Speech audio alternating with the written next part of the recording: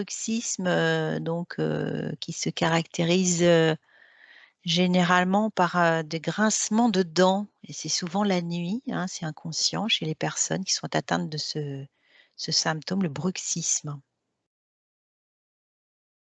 Voilà, et je voudrais savoir qu'est-ce qui te vient en premier par rapport à cette pathologie. Ça me montre le 2 côtés de cerveau, Mhm. comme des tonnerres qui passent, de cerveau jusqu'aux mâchoires. C'est des pulsions qui viennent du cerveau comme si. Ok.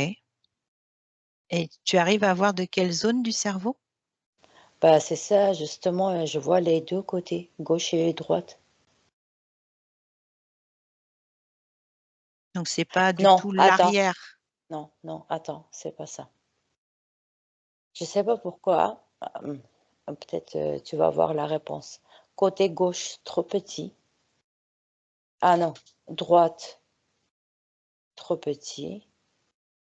Attends, comment il est? Je vois, en face. Droite, je vois trop petit. Oui, gauche, très grand, mais le gauche qui va jusqu'au l'arrière. Mm. C'est un peu je vois un grand déformé. D'accord. C'est symbolique, je comprends, Oui, oui, un mais déséquilibre. Mm. oui. Et si tu rattaches cette pathologie à un sentiment, qu'est-ce qui te vient en premier? J'ai attends, ça me dit colère cachée, Ouais, pas assumée. Il y a l'angoisse, c'est le 2 que je vois. ok, Mais plus important, c'est la colère cachée. ok. Donc ce serait généralement lié à une colère inconsciente qui n'est pas remontée à la surface dans la vie ou dans la journée et qui se matérialise par une crispation des mâchoires la nuit. Comme si, non, au début, il existait la colère. Il existait comme si la personne, il était conscient qu'il est là, mais puis il voulait vraiment voiler, cacher Mm. et là, oui, ça commence à manifester autrement. D'accord. Émotionnellement, cette colère, elle n'existe pas, mais il est bien quelque part. Bah, prends un exemple de quelqu'un qui est atteint de bruxisme aujourd'hui, parce qu'il y a certainement plusieurs raisons possibles, mais on va essayer de voir un ou deux exemples pour voir. Au hasard, tu prends une personne. J'ai vu un homme, mais c'est pareil, c'est pas cohérent. J'ai eu une émotion tristesse, mais très, très triste. J'ai pas ressenti la colère. Mm. Alors, bruxisme, comme si c'est les émotions bien cachées, Mm. Donc refoulé, non vraiment exprimé. masquées. Oui, c'est Ouais, ça. refoulé, non exprimé. Ok. Mmh.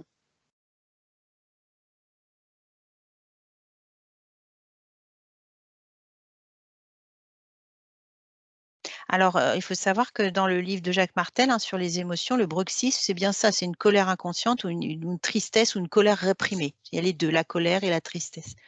D'accord. Donc, dans ce cas-là, ça crée une tension intérieure, en fait, une dualité, hein, euh, et donc, qu'est-ce qu'on pourrait donner comme conseil aux personnes atteintes de bruxisme? Qu'est-ce qui te vient comme réponse?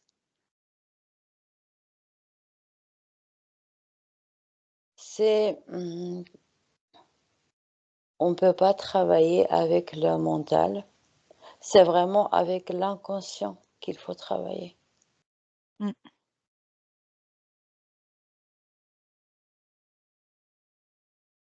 Donc avec l'inconscient, pour pouvoir libérer les blocages émotionnels. Mmh. Ouais. Oui, parce que parfois, ça va être hyper dur d'aller vraiment trouver c'est quoi comme colère, c'est quoi comme tristesse, parce qu'il est tellement caché pendant très longtemps qu'identifier, ça va être pas très facile. Est-ce Mmh. que donc il faut juste aller enfin «juste» entre guillemets, il faut, libérer le corps émotionnel. Donc il y a cette empreinte, heu, liée à une situation qui fait que. Donc c'est pas forcément d'aller vérifier quelle situation a provoqué ça, mais au moins de travailler sur le corps émotionnel pour que, il puisse, s'en libérer de cette mémoire. Mais je sais pas, ça me dit quand même identifier. Si c'est une colère, si c'est une tristesse, c'est quoi cette émotion? Ouais, identifier l'émotion, d'accord, mais pas forcément le pourquoi de cette émotion et les Oui, si tu veux la situation qui a créé cette émotion, quoi. oui, Mais parce en que tout ça cas, peut être 2. voilà, mais identifier l'émotion, en tout cas. Oui. D'accord. Donc c'est bien ce que je dis, aller, libérer le corps émotionnel. Mmh. Voilà, OK. D'accord, super. Bon, est-ce que tu as quelque chose à rajouter par rapport à ça, par rapport au bruxisme et aux personnes atteintes?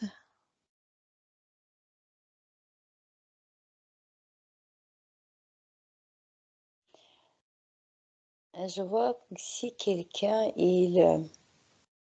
ferme les yeux avant de dormir, vraiment, c'est la relaxation quoi, méditation, ça peut un peu soulager les muscles, mais je vois pas vraiment résoudre, sans aucun aide, je pense pas qu'on peut arriver toute seule. Mmh. Et oui, puisque c'est dans l'inconscient, donc c'est Oui, compliqué. pour Une ça je petite vois pas un conseil.